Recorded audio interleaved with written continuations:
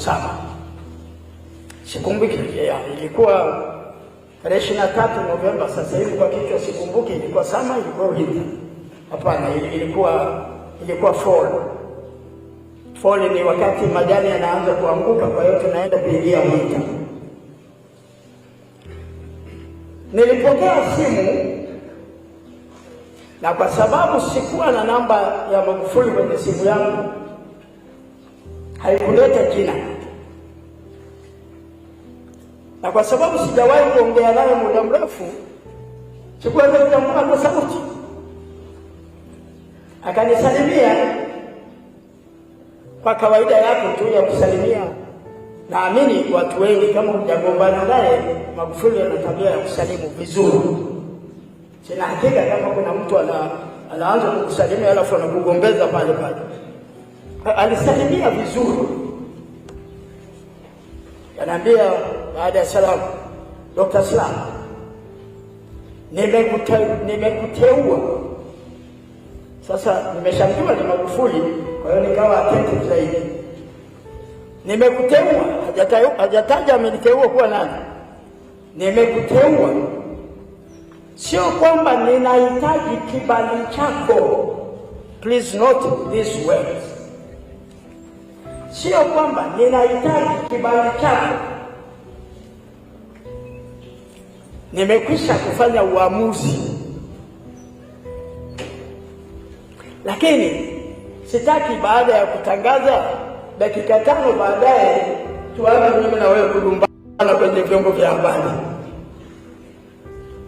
Unaweza kupata pale mentality behind that statement.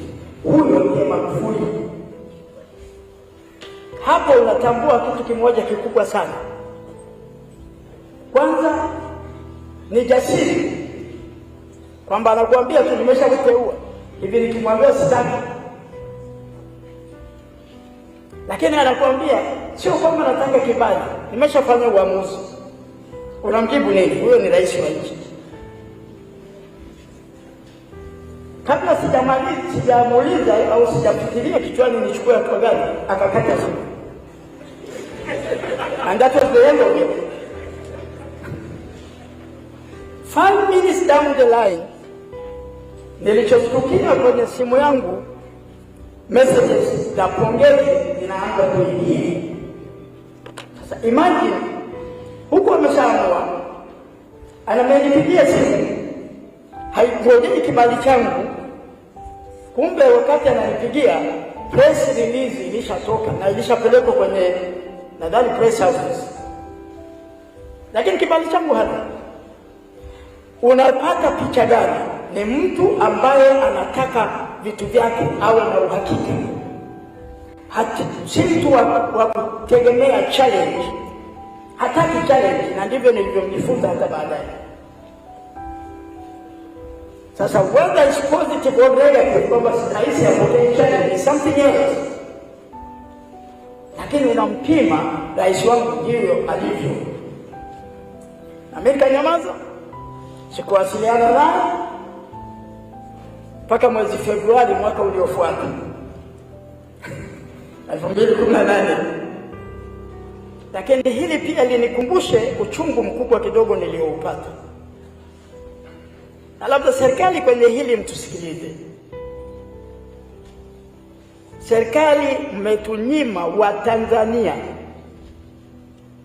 nafasi ya kumwombea baba yetu tunayempenda kwa Mwenyezi Mungu katika kipindi kigumu cha maisha yake alipokuwa anaumwa, kwa kutuficha taarifa. Msiogope nikitamka hivi, kama nitakamatwa mimi, lakini msiogope. Serikali ni ya kwetu. Lakini ni kweli wa Kristo, sina hakika sana kwa Waislamu. Wakristo kama kuna wakati tunatakiwa kumwombea mtu, ni wakati wa mwisho wa maisha yake, anapokuwa kitandani dakika zake za mwisho. Tunakuja kuambiwa amefariki, lakini tunajua kwamba alikuwa anaumwa kwa siku kadhaa kabla ya pale. Na kile ndio kipindi tulitakiwa tujulishwe Huyu ambaye alipenda madhehebu ya dini, kila siku ya Mungu alienda kanisani au msikitini. Kwa nini unawanyima Watanzania hao fursa na nafasi ya kuwaombea kwa kadiri ya imani zao? Kwa hiyo hii iwe ni fundisho. Imetokea, hatuwezi kurudisha nyuma, lakini tunaomba serikali muwe makini. Hamwezi kuhodhi imani ya binadamu. Hata kama ni kiongozi ana imani, ana wafuasi na ana vitu ambavyo vinatakiwa viende kwa mujibu wa imani yake. Kama aliweza kwenda Jumapili zote kanisani, aliwafuata Waislamu wakati wa sasa. Hao Waislamu na Wakristo walishindwa nini kurudisha shukrani? Kama alichangia msikiti, wangelitaka kumwombea sana siku anaugua. Mwenyezi Mungu aweze kuongeza maisha yake. Hatuwezi kuingilia ya Mungu, lakini ndio jukumu tulilopewa na vitabu vyetu vya dini kwamba tuombeane. Sasa hiyo iwe ni kama fundisho tu. Lakini nawapongeza Watanzania kwa jinsi walivyoonyesha upendo wao. Kilichotokea wakati wote wa maombolezo ya kitaifa, iwe Zanzibar, iwe mikoa ile aliko mwili wake ulikopelekwa, Watanzania walishikamana kama sisimizi. Walionyesha upendo wao. Na kwa kila mtu aliyekuwa ananiambia alikuwa na maadui wengi, nilikuwa namwambia, hebu fungua TV yako, zile clips za TV nilizorekodi umati wa watu katika vituo vyote ambavyo mwili wake ulipita. Sisi ni binadamu, mengine tunayajifunza pale yanapotokea. Unapoona mamilioni ya watu wanakuja kwako, ujue kulikuwa na kitu. Usitafute zaidi hapana. Kama una moyo mkuu, kama una moyo unaofunguka kwa jicho la imani, na mimi naamini Watanzania wana mioyo inafunguka kwa jicho la imani, ulipaswa kujua huyu mtu ni mtu wa aina gani. Mheshimiwa Profesa, jana tumeongea sana. Usikasirike nikirudia hapo pia. Na baba yangu amenichokoza zaidi hapo kwa pepa yake nzuri sana. Lakini nadhani nimetambua kile nilichosema jana. Vyuo vikuu viwe chemchemi ya machapisho. Nikimuuliza daktari, hivi wangapi wanajua hiyo pepa yako? Hata uwepo wake tu. Wangapi? Na bahati mbaya amezungumzia sana, akaelekea kwenye mrengo wa chama. Na bahati mbaya Dr. Slaa hana chama. Kwa wale ambao hamjui, naomba niweke clear. Dr. Slaa hana chama tangu tarehe 1 Septemba 2015 nilipojiuzulu katibu mkuu wa Chadema.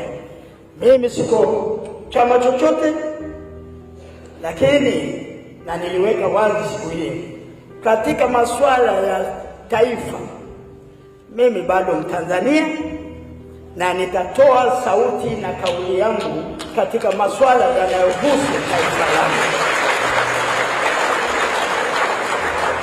na nitafanya hivyo bila uoga wowote, kwa sababu taifa ni letu sote. Sasa Mheshimiwa Profesa, tuna challenge